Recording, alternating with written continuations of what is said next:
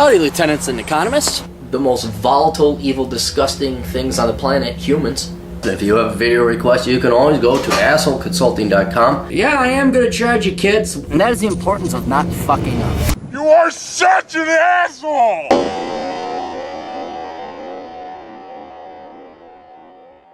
Hey, all, the old captain here. I have a video, kind of interesting one. I gotta fucking crack down and write this book. God damn it. Hi, asshole. I'm a 27-year-old MGTOW who's pursuing an increasingly hedonistic and minimalistic lifestyle. As a result, I've amassed over $10,000 in savings from just the past 10 months of work alone. Awesome, man. Fucking awesome. All of which are sitting in my regular bank account. I'm also 100% debt-free, do not own a home, or tied to any other type of properties. I would like your advice on how I should move forward with saving my money, with, of course, retirement in mind. If I'm able to maintain work that pays me $60,000 a year, I project I can save an average of $10,000 to $20,000 a year annually. All I have is a regular bank account with Citibank, if that's of any relevance. Please let me know if there are any other bits of info I can provide and get a better answer from you along with your fee. Best regards, Ben. Now, I did have a fair amount of questions, so I asked him everything about what he's doing in life, where does he want to go, what's his background, stuff like that. He has no debts of any kind, not even a credit card. Okay, so you can't use your money to pay off debt, so you truly are debt-free. So this is a great position to be operating from.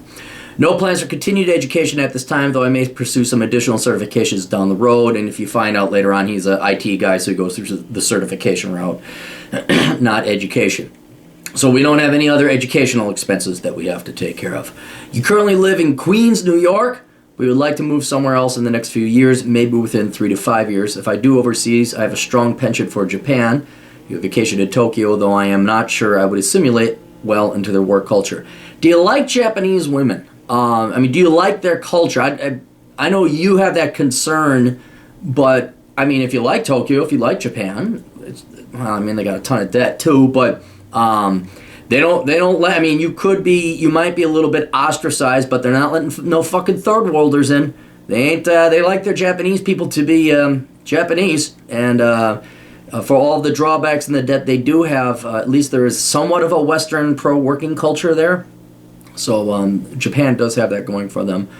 And then I asked him where you wanted to be by 35. By 35, I would like to be relocated the fuck out of New York State, after having built up enough wealth to hopefully take care of living expenses for 10 plus years, so as not to be 100% dependent on having a high-paying job.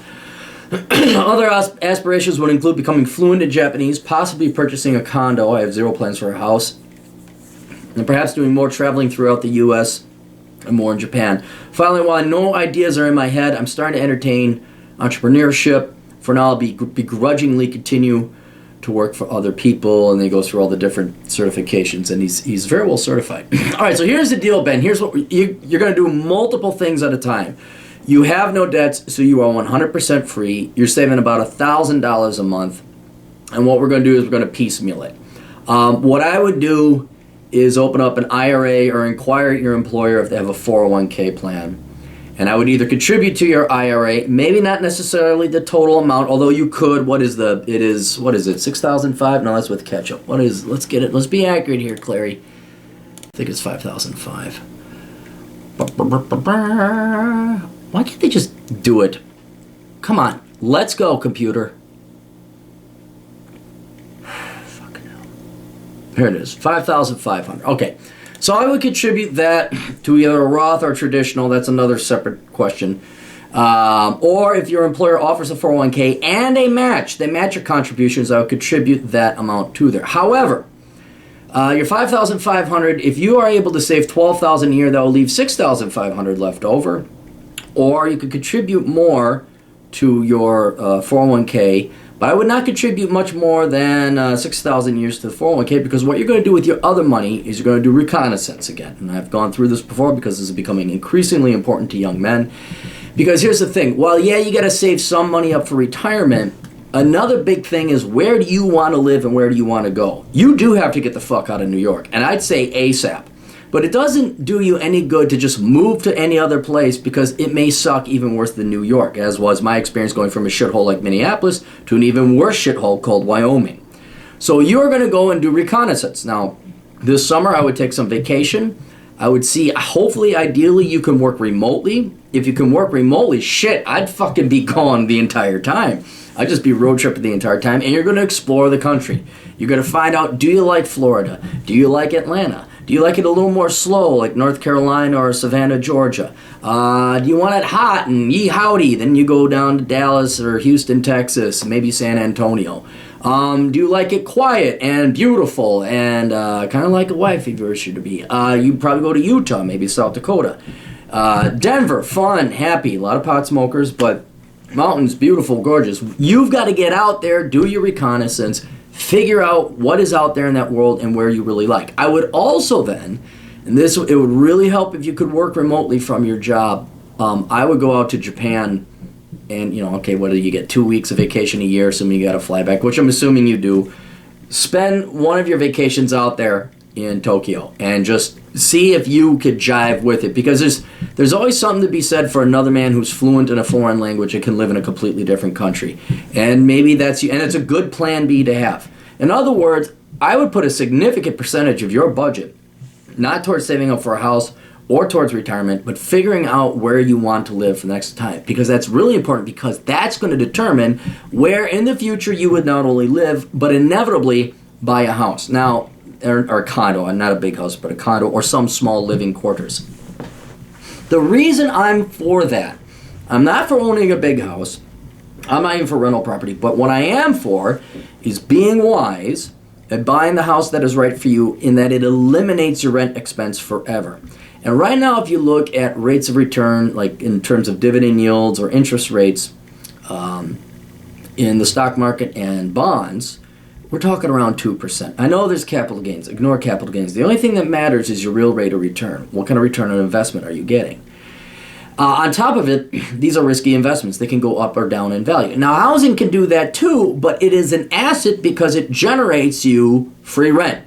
Right, now, I know you got to pay a mortgage payment on that as well, but you can't do that. You can't find out where you're going to buy a house or where you're never going to kind of maybe put down that much of roots until you figure out where you'd want to live. Like, I like this town. Even if you find a town that you think you're in wonderful love with, and you go out and you get a job there, you'd still want to live there for a year and figure out whether you definitely do want to live there, okay?